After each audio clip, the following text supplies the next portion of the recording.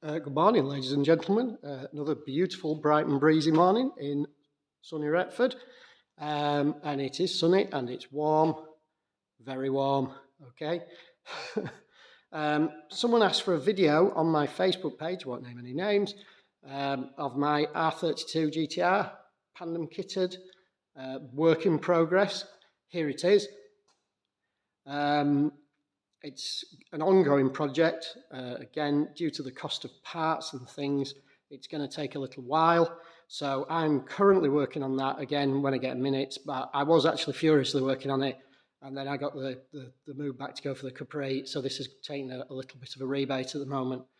Little bit of the backstory. I bought a super duper rusty R32 GTR bare shell.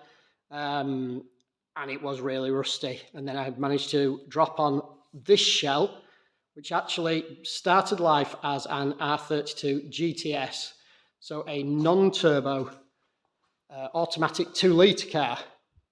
The advertisement on eBay again, God bless them, eBay read, absolutely perfectly ideal for a reshell of a GTR. And I thought, you know what? I've had quite a few GTRs. I've had 5, I think, including the V-Spec 2. And I thought, you know what, that is a really good idea. If it's not absolutely rotten, due to the cost of parts to repair it and do a really, really nice job on the panels and things on the other shell, I'd be better chopping the bits off that I need to replace on GTS. Things like the transmission tunnel are obviously different because the GTS is 2-wheel drive, rear-wheel drive, and the GTR is 4-wheel drive. So I bought the GTS shell for what was technically, nowadays, it was an absolute steal. It turns out there's an awful lot different that I didn't get off the GTR, which was my fault entirely. There's nobody else's fault. It's not the guy who described it. He just described it as a good solid shell. I bought it, and yeah, there's a lot of work involved, which I didn't foresee, hence why it's taking a little bit of a back burner at the moment. So basically, it was a rust-free, rot-free 32 GTS. It already had GTR headlights in it, as you can see, the projector headlights. This one has all the mountings broken off, but I've glued them back on and we're hoping they are going to stick because they are ludicrously expensive. It still had exceptionally good steel wings, exceptionally good steel bonnet. The rear wheel arches had absolutely no rot whatsoever. No rust holes, no rust patches. Now, usually if you say that to a GTS or GTST owner, they cry a little bit because I chopped them out and chucked them straight in the bin. The story about the pandem body kit is that I was going to restore it absolutely standard as a GTR. Obviously, when I sold it, I would have had to say it was a reshell, and I would say it was a reshell, and I still will say it's a reshell. However, you need to change the rear wings. I thought the only panel I really needed to change technically was the rear wings. Having looked at the inner wings, the floors and things, I knew there were some slight differences in the transmission tunnel, but I thought it might be close enough, or might even be the same at first glance. I'd obviously removed the tunnel just in case, so I had that in stock. The rear wings on the donor car were absolutely rotted out and crashed and damaged, so they were no good whatsoever. So what I did was I ordered some absolutely beautiful brand new steel wings from Japan for £3,400. They never arrived. It wasn't a scam or anything. It was just because of the COVID debacle that everything went up in price. And another chap I spoke to about Skyline parts said, you'll never get them because the price of a container has gone up from £1,000 to £10,000. So, you know, it's going to take a long time to get the money back on that container, which I understand. I mean, these places are businesses just like me. So, you know, I asked for my money back in the end and decided to put a pandem kit on it, hence cutting the arches out. Now then, to make a pandem kit properly fit, you will see GTSs, but obviously as I want this to basically be a GTR, you can see here, I've modified the shape of the bodywork to come out there, a GTS is in. I've also modified the rear wings. I've beaten those out and shaped them so they're the same shape as a GTR rear wing. As you can see where they come past the bumper there. The rear bumper's the same, the rear lights are the same, the boot lid is the same. This had a hole in the top where somebody had a Type M body kit on it. I removed that and welded it up. The rear wing is a copy because rear wings are going for absolutely silly money. I have got the pandem wing. I don't like it at all. I tried blending it together and I still don't like it. It just looks wrong. So I fitted that. I've also modified the fuel filler cap, so it sits flush with the panel. I hope you can see it there for the glary reflection. It needs a little bit of an adjustment on the catch and a re-profile, but I've actually moved the entire inner wing back, and I have actually tubbed it inside, which I don't think you'll be able to see very well, but it's all steel tubbed behind there and bonded to the inner wings, to the outer wings, sorry, the fiberglass wings. The screws there are just for trim. They do hold the wing together, but it's all glued on with PU or Tiger Seal. So basically, when it comes to paint, I can remove all those screws, spray it and put it back. All the riv nuts are stainless steel. This side still needs the sill extension putting on, but I was doing a little bit of work on the door. Wheels, 12 by 18 rotors with, I think it's a 50mm spacer on the back. 9.5 by 18 fronts. I quite like the look of them. The only other option were image wheels. Image wheels are beautiful, but they are also bespoke made and therefore very expensive. I may change to images eventually. I quite fancied the one they do that looks like a Nismo LMGT. I bought a set of rotor Kyushas, which are very similar, but they just simply don't have the offset to fill the arch at all, and they look absolutely lost. As I do drag racing, I've obviously been trying to be cutting the weight down as we go along. Sorry, I'm conservative with the weight. So the front bumper is a fiberglass replica. I've altered it and reshaped it and tried to make it fit better. It still needs quite a lot of work before it gets ready for paint, but it's getting there. The pandem extensions are glassed to the bumper, so they are all one piece of it now. And the front splitter needed altering quite significantly to fit. Whether that's because this bumper was originally designed for a GTST or whether it's just that mine was a poor moulding, I don't know, because everything else fitted exceptionally well, as you can see by the arch extensions. It's been lowered at the back about 4 or 5 inches, something like that. It's got crazy camber. That will be coming off. I think crazy camber is ridiculous. I don't like it. It's not good for cars handling and things. And to be fair, I'm pretty damn old, so, you know, I don't do it. So on the roof here, you can see that I bought a Driftworks kit. A chap was selling this, again, on the Bay of E. It was absolutely brand new, but had been stood on the car outside. So I am currently blasting and painting those when I get a chance. They're 2K painted. All the rose joints were brand new, and it was an absolute complete kit front to back. The bits I haven't painted are still in the boot, but they're on the roof, covered in dust, but they'll be fine. I cracked the windscreen the other day. I swore a lot. I'm not going to tell you the swear words, but they were A-level standard. They were pretty high quality. Carbon fibre bonnet. Absolutely genuine carbon fibre bonnet, inside and outside. It's going to be sprayed. Purely because I bought it in good faith, yet again. Drove 50 miles to pick it up. He said, I'll leave the aero catches in it for you if you want them. Don't really like aero catches, but, you know, the holes are there. The lacquer, as you can see here, is peeling. So I thought it would be a simple key and re-lacquer, and I'll leave that carbon fibre. I'm not a big fan of carbon fibre, but, you know, the option is there. When it came back, fitted it to the car. Had a friend, Matthew, help me fit it to the car, and it turned out that the aero catches were in the wrong place, hence why he was obviously selling it, and they hit the front slam panel. Didn't want to cut the slam panel. That was staying in the car. And yeah, I didn't want to modify that. I've modified the bonnet release, and it works correctly, as you can see. I do have an original GTR grille. Again, it's a carbon fibre one that's been painted, but it will be repainted. Don't know what colour to go with. I think I'm just going to stick with black. I've sprayed behind the arches black, just in the interest of getting it finished. And the fact that it'll save having to paint inside the doors and things, because they're not rusty, they're not damaged, they don't need anything. I don't know yet, to be quite honest with you. I'd like gunmetal grey. If you've got an opinion, feel free to put it down there. I was debating orange again. I've gone off orange recently. I don't particularly want lime green. The front end is riding very, very high. That's because the engine and gearbox is missing. I don't have an RB engine. If you want to really start an argument, I'll tell you the truth. RBs aren't great. They can be built to be great, but they cost a lot of money, and the oil pump is a weakness. I'm sorry, I just don't like it. I've blown several RBs up due to oil pump failure. I've used crank collars. I've used 33 GTR cranks. And quite honestly, as soon as any wear appears in there after about 80,000 miles, you're living on a knife edge. And if it runs high oil pressure, the chances are it's going to break that durator in the oil pump. And when you're halfway down the drag strip or whatever, it doesn't end well.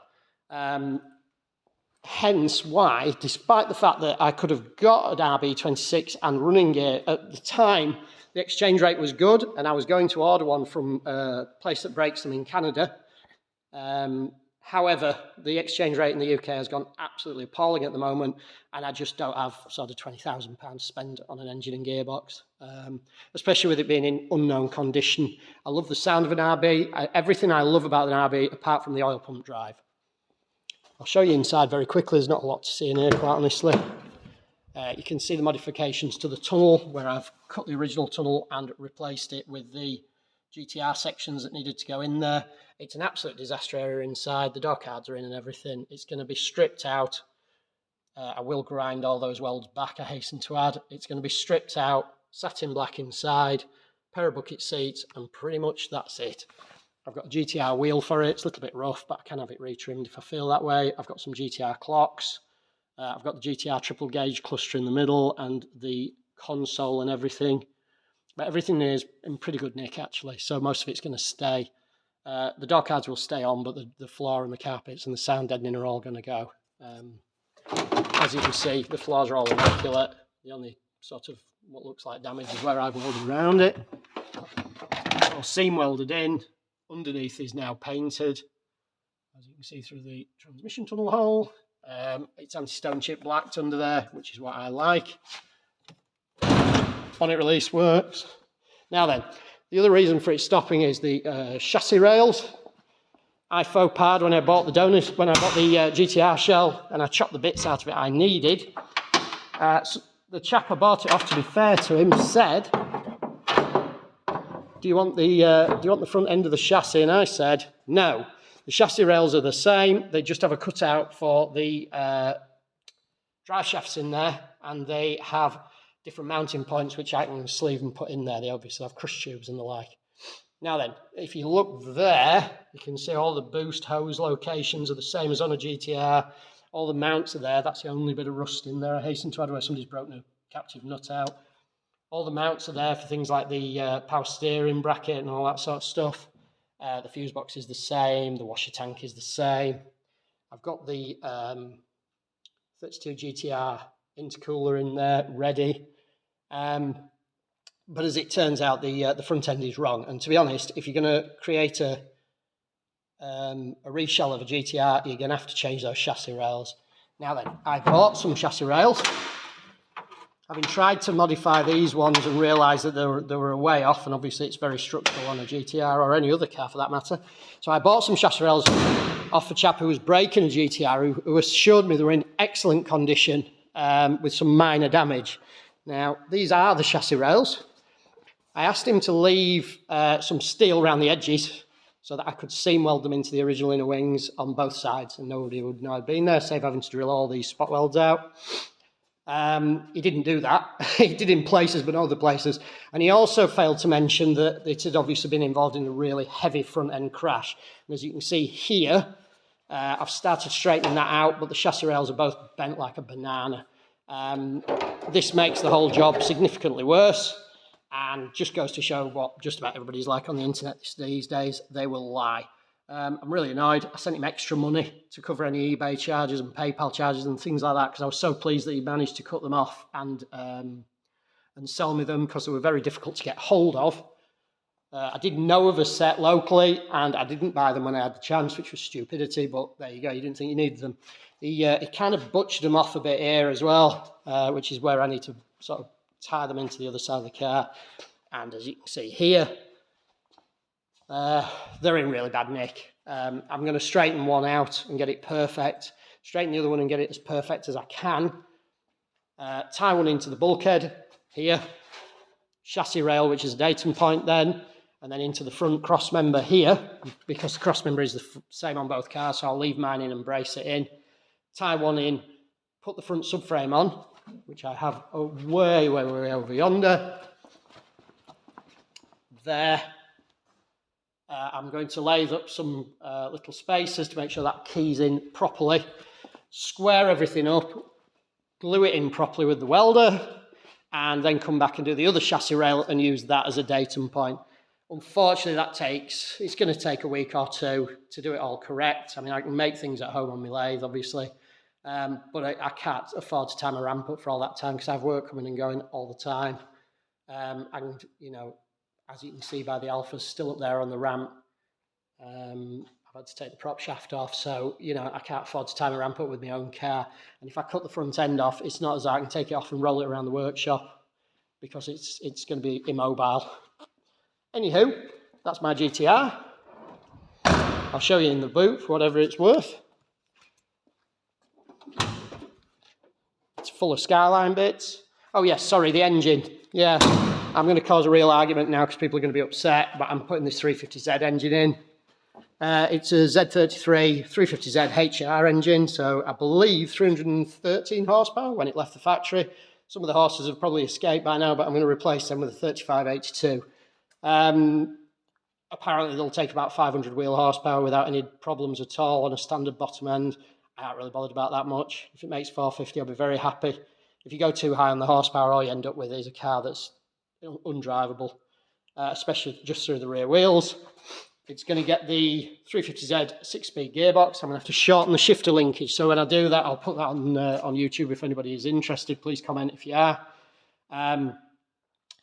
The wiring on top of it is the entire car's wiring looms with the ECU and everything, but I am debating, or I have bought a single throttle body for it. So I'm going to take the HR throttle body off and put a VQ DE throttle body on so I can run a single wired oversized throttle body, and that should make it a lot cheaper for things like ECUs, because at this point you have to buy a link and they're nearly £4,000 UK, so whatever that is in US dollars. So that's just a bit of a hold up at the moment. I need the chassis rails done so I can put this in and modify the front subframes and put the engine mounts in. At that point it'll be coming back out for everything to be painted. I do have all the suspension, I have everything over there, quite honestly. I have the rear diff off the Z, which is going to go on. It's a bigger diff. You can get bush kits to make that fit straight on, which isn't expensive. The drive shafts are there, and the honking great Brembos are also going on it, because again, they came with the car, so they effectively cost me nothing. Hope that's okay. If you've got any questions whatsoever, please bother commenting. Please say if you like it. Please like and subscribe. I will be going back to this build. I did used to race an orange R32 GTR, and it's still got some videos on my old NOS Jockey YouTube page, which I'll try and download and transfer across to this page so you can see me drag racing it. That one I won the National Street Car Challenge with back in 2015. It was an absolutely standard engine on a stage 1 map, so it made about 398 horsepower, something like that. Standard boost, standard turbos, standard engine. Put 2 stages of nitrous on it, 50 off the line, 50 on the button, and I managed to get that down to an 1166 at around 120, which I was really impressed with. It had 17-inch wheels on. I bought some smaller brakes so I could go back down to 16-inch wheels to try and improve my 60 foots, and I believe there was a 10-second quarter mile in that car, which I was really chuffed with. That was with a full interior. The car was pretty much standard weight. I'd put a few holes in it, and I'd taken off things like the rear wash wipe and stuff like that. But otherwise, it was quite a complete car. It still had a heater, still had a radio, still had carpets and standard interior and everything in it. And because it was a street series, I did, gosh, thousands of miles that year, absolutely thousands of miles in it. And apart from one blowout on a rear tyre on the motorway, never missed a beat. But I'll try and share, there's an 11.7 on YouTube that I'll try and share across of that car that I built. But yeah, this one will be ongoing also, but I want to get the Capri finished, and then this will be back on the front burner. I have had an offer on it, so if you think I should sell it, if you think I should sell it, let me know in the comments. I don't know really. I kind of like the idea of keeping it. It may not be perfect, it may not be everybody's cup of tea, but I like the damn thing, so you know. Anywho, thanks for that. Cheers, bye-bye.